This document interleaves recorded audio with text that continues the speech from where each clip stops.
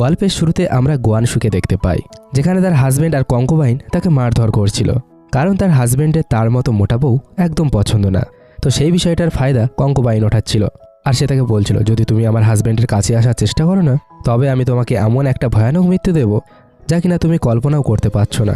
এরপর সে তার মাথার উপরে পা রেখে চাপতে শুরু করে, আর ওই দিক থেকে সে বলছিল, প্লিজ আমাকে মেরো না, প্লিজ আমাকে মেরো না, আমি আমার হাজব্যান্ডের শুধুমাত্র কেয়ার করতে চেয়েছিলাম। ওদিক থেকে যে দাসী ছিল সেও বলছিল, একে মারতে তো একটুও মজা লাগছে না। তো সে বলছিল, আচ্ছা ঠিক আছে, কোনো ব্যাপার না, পরের বার আমরা ওর সাথে খুব ভালোভাবে খেলা করব, আর এখনের জন্য ওকে এখানেই মরতে দাও। এরপরে তারা সেখান থেকে চলে যায়, আর ওদিকে গোহানসি বেহুশ হয়ে পড়ে, আর তখনই একটা স্পিরিট এসে তার বডির মধ্যে চলে যায়। এরপরে সে তার চোখ খুলে আর বলে, আমি এখানে কিভাবে চলে আসলাম? তবে কি আমি সত্যি সত্যি টাইম ট্রাভেল করে নিয়েছি? এরপরে সে অরিজিনাল অনারের সম্পর্কে ভাবছিল। সে তার হাজব্যান্ড ছিল যে কিনা অনেক বেশি অসুস্থ ছিল, আর লোকেরা বলছিল তার বিয়ে যদি একটা ভালো মেয়ের সাথে করানো হয় তবে হয়তো তার রোগটা ঠিক হতে পারে। এমনটাই হয়েছিল, আর তাকে বিয়ে দেওয়া হয়েছিল। এরপরে সে ঠিক হয়ে যায়, আর ঠিক হওয়া মাত্রই দ্বিতীয় আরেকটা বিয়ে করে নেয়, আর সেই কারণেই দিনরাত তাকে অত্যাচার করা হতো, আর ঘরের সমস্ত কাজ তাকে দিয়েই করানো হতো। সে ভাবছিল, আমি তো টাইম ট্রাভেল করে নিয়েছি, তবে সত্যি সত্যি আমি এত খারাপ একজন লাভার পেয়েছি, আমি তো আমার জীবন প্রায় শেষ করেই ফেলেছিলাম, কিন্তু এর উচিত শিক্ষাটা তো ওই হার্ডলেস লোকটাকে দিতেই হবে। এরপরে সেখানে কেউ একটা চলে আসে আর ও বলে, কে এসছে? আর তখনই ওই লোকটা বেহুশ হয়ে যায়। এরপরে ও বলছিল, হ্যান্ডসাম তো আছে, তবে মানে একটু শরীর বেশি খারাপ হয়ে গিয়েছে, আমার একে এখন ঠিক করতে হবে, যেহেতু সে আমার ঘরের দরজায় এসেছে। এরপরে সে বলে, সরি, আমাকে ক্ষমা করে দিও, আর তাকে টানতে টানতে ঘষলাতে নিয়ে যায়। এরপরে সে বলছিল, হ্যাঁ তোমার তো চিকিৎসা করার প্রয়োজন আছে, ভারী তো আছো, কিন্তু কোনো ব্যাপার না। এরপরে সে দেখছিল তার অনেক বেশি ফিভার আছে, তাই সে বলছিল সবার আগে ওর জন্য ঔষধ আনতে হবে। তখনই সেখানে সিস্টেম চলে আসে, আর সে বলছিল, তোমার যা কিছু প্রয়োজন আমার কাছ থেকে নিয়ে নাও, কিন্তু তার জন্য তোমাকে টাকা দিতে হবে। আর সে বলছিল, আমার কাছে তো টাকা নেই, কিন্তু কোনো ব্যাপার না, তুমি কি আমাকে ধার দিতে পারবে? কারণ মার্কেটে তো জিনিসের দাম এতটা না যতটা দামে তুমি আমাকে দিচ্ছ। তো সিস্টেম বলছিল, তোমার যদি নেওয়ার ইচ্ছে থাকে নাও, না হলে চাও। তো সে বলছিল, ঠিক আছে, কোনো ব্যাপার না, তাও আমাকে ধার দাও। তো তাকে সিস্টেম ঔষধ দিয়ে দেয়। এরপরে সে তাকে টাচ করে আর ঔষধ খাইয়ে দেয়। সকালে সে উঠে পড়ে, আর সে একজন জেনারেল ছিল। সে তাকে দেখে লজ্জা পাচ্ছিল আর বলছিল, প্লিজ আমাকে মাফ করে দিও, কাল তোমার শরীর খারাপ ছিল তাই তোমাকে ঔষধ খাওয়াতে হয়েছে। এরপরে সে তার কপাল ছুঁয়ে বলে, এখন তুমি একদম ঠিক আছো। সেও এমন বিষয় দেখে একটু একটু লজ্জা পাচ্ছিল। এরপরে জেনারেলের পেটে ব্যথা হচ্ছিল, তো সে বলছিল, ঠিক আছে, আমি কিছু খাবার আনতে যাচ্ছি। কিন্তু তত সময় সেখানে সৈনিক চলে এসেছিল। তারা বলছিল, প্লিজ আমাদের মাফ করে দিও, কাল রাত্রে তুমি বেহুশ হয়ে গিয়েছিলে, তারপরে আমরা যখন সেখানে এসেছিলাম তুমি তখন সেখানে ছিলে না। তো সে বলছিল, একটা মেয়ে আমার জীবন বাঁচিয়েছে, তাকে আমি না বলে এমনভাবে তো এখান থেকে যেতে পারবো না। এরপরে সে তার জেট সেখানে রাখে আর চলে যায়। এরপরে গোয়ানসু ফিরে আসলে দেখতে পায় সে তো সেখান থেকে চলে গিয়েছে। সে ভাবছিল, আমি তার জন্য এত টাকা খরচ করলাম আর সে আমাকে ছেড়ে দিয়ে চলে গেল। এরপরে সে জেটটা তুলে নেয়, আর তখনই সেখানে তার হাজব্যান্ড চলে আসে। আর সে বলছিল, আমি শুনেছি এখানে কোনো একটা লোক এসেছিল। কঙ্কোবাইন বলছিল, আমিও তো শুনেছি এখানে কোনো একজন লোক এসেছিল। তখন সে বলছিল, এখানে যদি কোনো লোক থাকতো তবে কি তোমরা দেখতে পেতে না? তো তার হাজব্যান্ড তখনই তাকে একটা থাপ্পড় মেরে দেয়, আর গোয়ানসুকে বলছিল, বেরিয়ে যাও এখান থেকে, দ্বিতীয়বার যেন তোমাকে এখানে দেখতে না পাই। এরপর তার ড্রেস চেঞ্জ করিয়ে দেয়, আর তাকে বলে, দ্বিতীয়বার যেন তোমাকে দেখতে না পাই। তো সে বলে, দ্বিতীয়বার দেখতে না পাই? আমি যদি তোমাকে না বাঁচাতাম তুমি তবে এই দুনিয়া আর দেখতে পেতে না। তখনই তাকে কঙ্কোবাইন বলছিল, মোটি কথাকার। এরপরে সে সেই দিনগুলো মনে করছিল কিভাবে সে দিন রাত তার হাজব্যান্ডের চিকিৎসার জন্য হাজব্যান্ডের জন্য প্রার্থনা করছিল। এরপরে তার হাজব্যান্ড বলছিল, তোমার মতো মোটি মেয়েকে তো আমি ঘুরেও দেখতে চাই না। এরপরে সে বলছিল, ঠিক আছে, আমি 1 মাসের মধ্যে তোমাদেরকে রোগা হয়ে দেখাবো, তখন আর তোমরা আমার সাথে ফালতু কথা বলতে পারবে না। তো তার হাজব্যান্ড বলছিল, যাও, বেরিয়ে যাও এখান থেকে। এরপরে আমরা একটা রেস্টুরেন্টের দৃশ্য দেখতে পাই। সেখানে গোয়ানসু চলে যায়, আর সে বলছিল, আমি তোমাদের মালিকের সাথে দেখা করতে চাই, আমি এমন কিছু ডিশ বানাতে পারি যা কিনা সবার পছন্দ হবে, আর এর ফলে রেস্টুরেন্টের অনেক বেশি ইনকাম হবে। তো সে বলছিল, আচ্ছা, সত্যি সত্যি তুমি এমনটা করতে পারবে? তো ও বলছিল, হ্যাঁ, আমি সত্যি সত্যি এমনটা করতে পারবো। তো ও বলছিল, ঠিক আছে, চলো, আমাকে বানিয়ে দেখাও। এরপর সবাইকে বলছিল, তোমরা ডিশ খেতে চাও কি? তো তারা সবাই বলছিল, হ্যাঁ, খেতে চাই। তো সে বলছিল, আমারই এখনই 300 ট্রে সিলভার চাই। এই কথা শুনে মালিক তাকে বলছিল, তুমি কোন ঘর থেকে এসেছো? তো ও বলছিল, আমি ঝাউ ফ্যামিলি থেকে। তখন সে বলে, ঠিক আছে, তবে আমি তোমার প্রতি বিশ্বাস করতে পারি, টাকা আমার ঘরে পাঠিয়ে দিও। এরপর সে যে ডিশ বানিয়েছিল সেটা চলে এসেছিল। ওদিকে তার হাজব্যান্ডের কাছে যখন সেই ডিশটা পৌঁছায়, তো সে বলছিল, বা কত সুন্দর ডিশ, এর এত সুন্দর গন্ধ। এরপর সে সামনে দেখতে পায় সেখানে গোয়ানসু বসে আছে, আর সে তাকে বলছিল, মোটি, তুমি এখানে কি করছো? তোমাকে যখন এখান থেকে বের করে দেওয়া হয়েছে তবে তুমি দ্বিতীয়বার কেন এখানে এসেছো? তো সে বলছিল, আমি এখানে এসেছি কারণ এটাই আমার ঘর, আর ডিভোর্স না হওয়া পর্যন্ত আমি তো এখান থেকে যাচ্ছি না। তো কঙ্কোবাইন বলছিল, তুমি ডিভোর্স নিতে চাও তাই না? তুমি ডিভোর্স নেবে না তো আমার হাজব্যান্ড তোমার থেকে ডিভোর্স নেবে। তো সে বলছিল, এর অকাত আছে ডিভোর্স নেওয়ার, আমি ওর সাথে ডিভোর্স করতে চাই, আমি। তো তখনই তাদের চাকরও বলছিল, তুমি একটু বেশি কথা বলছো না? তো সে বলছিল, আমি খুব একটা বেশি বলছি না, আমি ওর থেকে ডিভোর্স চাই, আমি ওর মতো 3rd ক্লাস মানুষকে পছন্দ করতেই পারি না।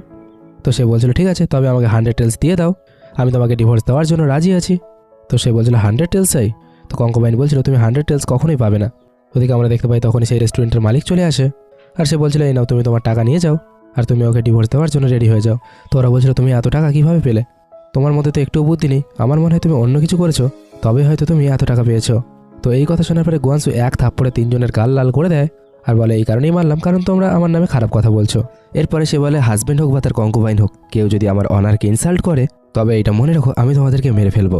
হাজব্যান্ড বলছিল চলো ঠিক আছে, আমি এখানকার বস, আর আমি তোমাকে বলছি চলো তুমি আমার সাথে একটা কম্পিটিশন করো, যদি তুমি কম্পিটিশন জিততে পারো তুমি বলবে কত টাকা দিতে হবে, দিয়ে আমি তোমাকে ডিভোর্স দিয়ে দেবো। তো সে বলছিল তুমি কেমন ধরনের মানুষ, তোমার মতো এমন মানুষ তো আমি আগে কোনোদিন দেখিনি, তোমার মতো এত নিচু মন কারোর হতে পারে আমি তো জানতাম না। ওদিক থেকে কঙ্কুবাইন বলছিল মোটি কথাকার এখান থেকে বেরিয়ে যাও, তোমার মুখটা দেখেছো কোনোদিন আয় না, এই জন্য তো হাজব্যান্ড তোমাকে ভালোবাসে না। এরপরে রেস্টুরেন্টের মালিক বলছিল কালকে ডিশটা উনি বানিয়েছেন, কিন্তু তারা তো সেই কথাটা বিশ্বাস করছিল না যে কিনা আগের দিনের ডিশটা সে বানিয়েছিল। তো সে বলছিল আমি ওই ডিশটা বানিয়েছি, বুঝতে পারলে। তো কঙ্কুবাইন বলছিল কোনোদিন এ রান্নাঘরে যায়নি আর কোনোদিন রান্নার কোনো জিনিসপত্র ছুঁয়েও দেখেনি, তবে এই রেসিপি কিভাবে বানাতে পারে। তো সে বলছিল আমি অনেক ভালো ভালো ডিশ বানাতে পারি কারণ আমার কাছে অনেক ফর্মুলা আছে। সেদিক থেকে ও বলছিল হাজব্যান্ড দেখো না ও কি ফালতু কথা বলছে। এরপরে সে বলছিল ঠিক আছে তোমাকে তো 1 মাস সময় দেওয়া হচ্ছে, যাও। এরপরে দুইজনের মধ্যে তো ভীষণ জোরদার ঝগড়া হতে থাকে। ওদিক থেকে মালিক বলছিল তুমি কি এই কাজটা করতে পারবে। তো সে বলছিল আমি সম্পূর্ণ চেষ্টা করব, আর তুমি দেখে নিও আমি তোমাকে জিতে দেখাবো, তুমি দেখে নিও তোমার রেস্টুরেন্ট জিতে যাবে, আমার হাজব্যান্ডের রেস্টুরেন্ট কখনোই জিততে পারবে না, ও নিজেকে অনেক বড় সেফ মনে করে না, ও কিছুই পারবে না। এরপরে সে মালিকের সাথে কন্ট্রাক্ট সাইন করে নেয়। এরপরে সে ফর্মুলা সম্পর্কে ভাবছিল। এরপরে সে সিস্টেমকে বলছিল বলো আমাকে রোগা হওয়ার জন্য কি কি করতে হবে। রোগা হওয়ার জন্য মাত্র 1 মাস আছে আমার কাছে, তার মধ্যে আমাকে যত মেহনত করতে হবে আমি করব। এরপরে সে দিন রাত মেহনত করতে থাকে, আর 1 মাস পর সে তো একদম রোগা হয়ে গিয়েছিল। তাকে দেখে তো রেস্টুরেন্টের মালিক থেকে শুরু করে সবাই অবাক হয়ে যাচ্ছিল, আর সে বলছিল ওয়াও তুমি কত সুন্দর হয়ে গেছো। ওদিকে জেনারেল বসেছিল যে কিনা সেই মেয়েটাকে খুঁজে চলেছিল যে তাকে সেই দিন সাহায্য করেছিল, কিন্তু আজ পর্যন্ত সে তার সম্পর্কে কোনো কিছুই জানতে পারেনি। সে উপর থেকে নিচে নামছিল আর সামনে থেকে গোয়াংশু আসছিল, সে তো তাকে দেখেই চলেছিল, আর সে মনে মনে বলছিল এ তো সে হতেই পারে না কারণ সে তো অনেকটাই মোটা ছিল। এরপর সে বলছিল চলো তোমার ঘরে যাওয়া প্রয়োজন। এরপর সে যখন বাইরে বেরোচ্ছিল খুব দ্রুত দ্রুত কয়েকজন ভেতরে যাচ্ছিল, তখন জেনারেল বলছিল ভেতরে কি চলছে। তো সকলে বলছিল ভেতরে একটা কম্পিটিশন হবে, আর দুটো রেস্টুরেন্টের মধ্যে এই কম্পিটিশন হতে চলেছে। হাজব্যান্ড আর ওয়াইফ দুজনের মধ্যে কম্পিটিশন হবে, আর তাদের মধ্যে আজকে ডিভোর্স হতে চলেছে। যদি তার ওয়াইফ জিততে পারে তাহলে, না হলে তার ওয়াইফকে চাকর হয়ে থাকতে হবে। তখন সে বলে ঠিক আছে চলো আমিও যাচ্ছি। এরপরে কঙ্কুবাইন বলছিল তোমার কাছে নতুন কোনো ফর্মুলা আছে নাকি তুমি এমনি মুখ দেখাতে চলে এসছো, আর এমনিতেও সে মোটি কোথায় আছে, তাকে তো দেখতেই পাচ্ছি না, বাইরে বেরোতে ভয় পাচ্ছে নাকি। এরপর সে বলছিল কাকে মোটি বলছো আর কেন বলছো। এরপর সে যখন সিঁড়ি থেকে নেমে আসছিল তখন জেনারেল বলছিল সত্যি সত্যি কি সেই মেয়েটা যেখানে এখন এত ফিট হয়ে গিয়েছে। এরপরে তাকে তার হাজব্যান্ড দেখছিল আর বলছিল এটা সম্ভব কিভাবে হতে পারে, তুমি গোয়াংশু না তাই না, আমার সাথে খেলা করার চেষ্টা করো না। সেখানকার লোকজন বলছিল তুমি তোমার ওয়াইফকে ভুলে গেছো নাকি, ওয়াইফের মুখ চিনতে পারছো না, ভালো করে তুমি তোমার ওয়াইফের মুখটা দেখে নাও, আর আজকে তো তোমাকে তার কাছে ক্ষমা চাইতেই হবে, এর সাথে তাকে তোমাকে ডিভোর্সও দিতে হবে। এরপর সে তার হাত ধরার চেষ্টা করছিল, তো সে তাকে ধাক্কা মেরে দেয়। এরপর সে বলছিল যা কিছু হয়েছে আমাকে ক্ষমা করে দাও। তো ও বলছিল আমি তোমাকে এই জীবনে ক্ষমা করবো না। তো ওর হাজব্যান্ড বলছিল বেশি বাড়াবাড়ি করার চেষ্টা করো না, কারণ আমি তোমাকে নিচে নামিয়েই ছাড়বো। যাই হোক এখন আমি তোমার কাছে মাফি চাইছি, তো আমাকে মাফ করে দাও। তো বলছিল আমি তোমাকে মাফ করতে পারবো না আর কোনোদিনও করবো না। তো হাজব্যান্ড বলছিল ঠিক আছে আজকে যখন হেরে যাবে তুমি আমার কাছে এখানে সবার সামনে ক্ষমা চাইবে।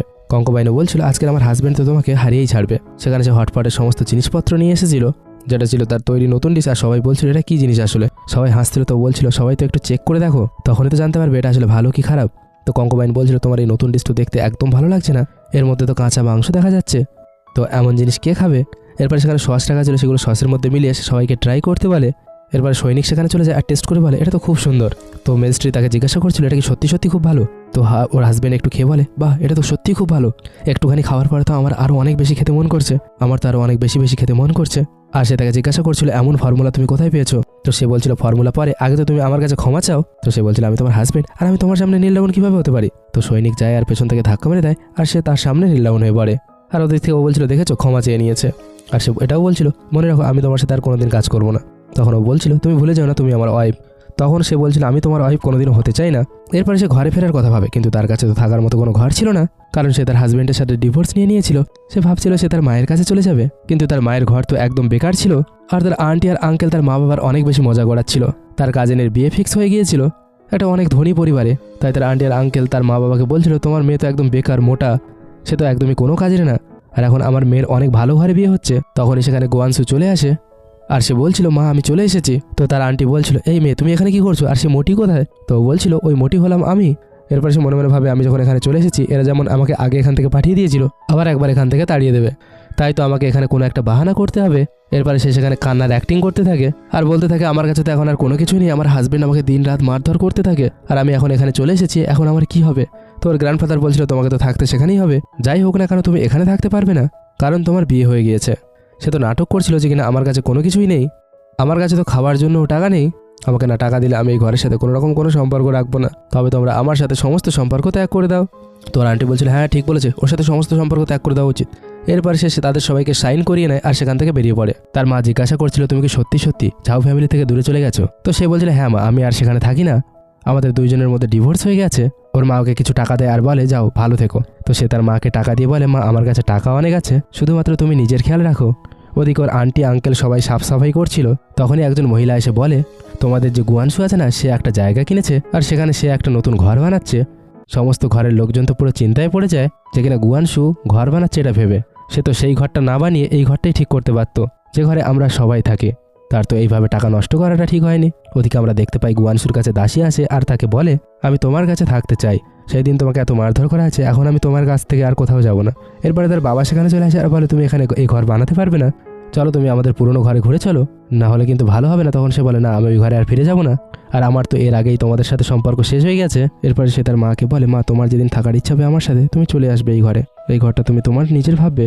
ওদিকে আমরা মেজস্ট্রিকে দেখতে পাই যার কিনা ক্ষুধা তৃষ্ণা কিছুই ছিল না, সে তো কোনো কিছুই খাচ্ছিল না। এরপর মেজস্ট্রিকে বলা হয় একটা মেয়ে আছে যার নাম গুয়ানসু, যেখানে একটা খাবার বানিয়েছে তার নাম দিয়েছে হটপট, সেটা তুমি খেয়ে দেখতে পারো। মেজস্ট্রি খেয়ে মাত্র বলে বা এত সুন্দর খাবার, তুমিও খেয়ে দেখো খাবারটা কত সুন্দর। দুইজন খাচ্ছিল আর অনেক বেশি খুশি হচ্ছিল। পরের দিন ওরা মার্কেটে যায় আর কেক বানিয়েছিল, তো ওরা বলছিল এ তো অনেক বেশি টেস্টি। এরপরে তার হাজবেন্ড তার কাছে যায় আর বলে ঝাউ ফ্যামিলি বের করে দিয়েছে তো তাই তুমি একটা দোকান দিয়েছো। তো সে বলছিল দোকানটাও আমার আর এই জায়গাটাও আমার, আর আমার মনে হয় না তোমার মতো বেকার লোকেদের এখানে আসা উচিত।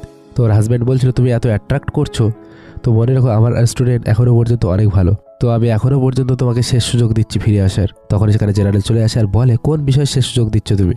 এরপরে সে তাকে জিজ্ঞাসা করে তোমার ক্ষত জায়গা ঠিক হয়ে গেছে না? তখন হাজব্যান্ড বলছিল আচ্ছা তার মানে তোমরা দুইজন একে অপরকে চেনো? তো বলছিল হ্যাঁ আমাদের মধ্যে একটু চেনা জানা আছে। তো ওর হাজব্যান্ড বলছিল ওর থেকে দূরে থাকো, একদম বাজে মহিলা, ওর সাথে থাকা মানে সবসময় বিপদ আসতে থাকবে, খুব তাড়াতাড়ি কম্পিটিশন হতে চলেছে আর আমি চাই সেখানে এও অংশগ্রহণ করুক। তখনই কঙ্কোবাইনের আঙ্কেল চলে আসে আর সে বলছিল তোমার রেস্টুরেন্টের যে নুডলস আছে আমাদের ম্যাজিস্ট্রির অনেক বেশি পছন্দ হয়েছে, তার এত পছন্দ হয়েছে যে সে তোমাকে অ্যাওয়ার্ড দিতে চেয়েছে, সে তোমার রেস্টুরেন্টকে নাম্বার 1 রেস্টুরেন্টের অ্যাওয়ার্ড দিতে চায়। তখন সে বলছিল thank you so much uncle, এই মেয়েটিকেও দেখো। তখন আঙ্কেল বলছিল যাও ওকে ধরে ফেলো আর রেস্টুরেন্টটা ভেঙে ফেলে দাও। তো জেনারেল বলছিল সাহস কী করে হয় তোমাদের, এখানে রেস্টুরেন্ট ভেঙে ফেলার কথা বলছো? তখন আঙ্কেল বলছিল তুমি কে, সে কিনা আমাকে থামানোর সাহস করছো? তখন একজন বলছিল ইনি হলেন জেনারেল জিগলিন। তখন তো আঙ্কেলের অবস্থা খারাপ হয়ে যায় যে কিনা এবার কি করব। তাই সে বলছিল আমি তো শুনেছি অনেক বছর আগে সে এখান থেকে চলে গিয়েছে আর সে ফিরে আসেনি। তখন কঙ্কোবাইন বলছিল আমার মনে হয় আঙ্কেল এ আমাদের বোকা বানাচ্ছে, কারণ সে গুয়ানশুকে বাঁচাতে চাইছে, তুমি ওদের কথায় একদম বিশ্বাস করো না। এরপর সৈনিক এসে বলে তাদের কিছুদিন আগে কিছু অ্যাসোসিয়েশন বেড়ে ফেলছিল। এরপর সে বলছিল তোমরা এক প্রকারের বিদ্রোহ করছো আর তোমাদের এর জন্য শাস্তি পেতে হবে। তখন সৈনিক বলছিল মুখ সামলে কথা বলো। তখন সে বলছিল তোমাদের কাছে কি এভিডেন্স আছে আর কি আইডেন্টিটি আছে যেখানে তুমি একজন জেনারেল? তো সে বলছিল আমার কোনো কিছু প্রমাণ করার প্রয়োজন নেই। তো কঙ্কোবাইন বলছিল প্রমাণ তো তোমাকে দিতেই হবে, না হলে আমার আঙ্কেল ম্যাজিস্ট্রেট কাছে তোমার নামে অভিযোগ করবে আর তোমাদের অ্যারেস্ট করে জেলে নিয়ে যাবে। তখন আঙ্কেল বলছিল হ্যাঁ ঠিক বলছে ও, তোমরা দুইজন মিলে আমাদেরকে বোকা বানাচ্ছ, তাই তোমাদের দুইজনকে জেলের মধ্যে বন্দি করে দেওয়া হবে। এরপর তাদের বন্দি করতে গেলেই সৈনিক তাদের নিচে ফেলে দেয়। এরপরে সে তার টোকেন দেখিয়ে দেয়। আঙ্কেল টোকেন দেখে আর সে তো বুঝতেই পারে না, আর সে বলছিল এটা আসলে কেমন টোকেন। এরপরে সে বলছিল 1 লাখ সৈনিক যারা কিনা আমার আন্ডারে কাজ করে। তো সে তো খুব ভয় পেয়ে যায় আর টোকেনটাকে ছুঁড়ে ফেলে দেয়। তো কঙ্কোবাইন বলছিল এমন কিছু হতেই পারে না, সব কিছু মিথ্যে। আঙ্কেল প্লিজ তুমি এর কথায় ফেঁসে যেও না, নাহলে গোয়াংশু কিভাবে একজন জেনারেলকে চিনতে পারে। কিন্তু তার কথা শুনে তো আঙ্কেল তাকে থাপ্পড় মেরে দেয় আর সে বলছিল চুপ করে থাকো, সেটা পুরো পিওর গোল্ডের ছিল, ফেক আর রিয়েলের মধ্যে তুমি কি পার্থক্য বোঝো না? টোকেনটা পুরোপুরি রিয়েল গোল্ডের ছিল। তখন সকলে বলছিল তুমি কি সত্যি সত্যি জেনারেল লিং? তার হাজব্যান্ড তো একটু ভয় পেয়ে গিয়েছিল আর আঙ্কেল চুপচাপ দাঁড়িয়েছিল আর বলছিল আমি জানি আমার দ্বারা একটু গড়বড় হয়ে গিয়েছে। এরপর তার হাজব্যান্ড বলছিল আমাকে দেখতে অনেক সুন্দর আর আমার নুডলসও অনেক ভালো, তো ম্যাজিস্ট্রি আমার কোনো কিছু করবে না। তো জেনারেল বলে আমার মনে হয় ম্যাজিস্ট্রি তার রেস্টুরেন্টে নয় গুয়ানশুর রেস্টুরেন্টের তারিফ করেছে, কারণ তার হটপট খাবার ম্যাজিস্ট্রির অনেক বেশি পছন্দ হয়েছে। তো সে বলছিল কি সত্যি সত্যি? ওর হাজব্যান্ড বলছিল না না এমনটা হতেই পারে না, আমার সব কিছু ওর কাছে কিভাবে চলে গেল, আমি নাম টাম সব কিছুই তো লিখে পাঠিয়েছিলাম, তবে এমন ভুল কিভাবে হতে পারে? তার হাজব্যান্ডের তো খুব কষ্ট হচ্ছিল, খারাপ লাগছিল, জ্বলন হচ্ছিল, সে সব কিছু এমনভাবে কিভাবে পেয়ে গেল? তখন আঙ্কেল বলছিল আমি আপনার হোস্ট, আপনাকে ওয়েলকাম জানাতে এসেছি। তো জেনারেল বলছিল আমি কিছু সময় পরে তোমার সাথে সবকিছু ডিসকাস করব, তো কিছু সময়ের জন্য আমি এখান থেকে যাচ্ছি। এরপর সে গুয়ানশুকে দেখে স্মাইল করে আর সেখান থেকে চলে যায়। আর তার হাজব্যান্ড তো বলছিল আমার সাথে এ কি হয়ে গেল, সমস্ত কিছু ও কিভাবে পেয়ে গেল? আর ওদিক থেকে গুয়ানশু বলছিল ম্যাজিস্ট্রির তরফ থেকে তো আমি সব কিছু পেয়ে গেছি, তোমরা কি পেয়েছো? কিছুই না, এই সমস্ত কিছুই আমার, সমস্ত কিছু আমার। তো তার হাজব্যান্ড বলছিল মনে রেখো নাম্বার 1 রেস্টুরেন্ট আমার ছিল আর আমার থাকবে, তো ও ওদিক থেকে বলছিল, তো আবার একবার চেষ্টা করে দেখো নাম্বার 1 হওয়ার। মিট বানাও, নুডলস বানাও, যা করার ইচ্ছা করে যাও, কিন্তু এখন এর জন্য তো নাম্বার 1 আমি আছি আর আমিই থাকবো। তো ওদিক থেকে সে বলছিল, গুয়ানজু মনে রাখো এই অ্যাওয়ার্ড আমি নিয়েই থাকবো, আর এই অ্যাওয়ার্ড পেতে আমাকে কেউ আটকে রাখতে পারবে না। তো সে বলছিল ঠিক আছে নিয়ে দেখো। এইভাবে তারা দুইজন অনেক বেশি ঝগড়া করছিল। এরপরে জেনারেল সেখানে চলে আসে আর গুয়ানজুকে বলে, চলো আমি তোমাকে ঘরে ছেড়ে দিয়ে আসি। তো সে বলছিল, আমাকে ঘরে ছেড়ে আসার কোনো প্রয়োজন নেই, আমি চলে যেতে পারবো। তো ও বলছিল অনেক বেশি অন্ধকার হয়ে গিয়েছে।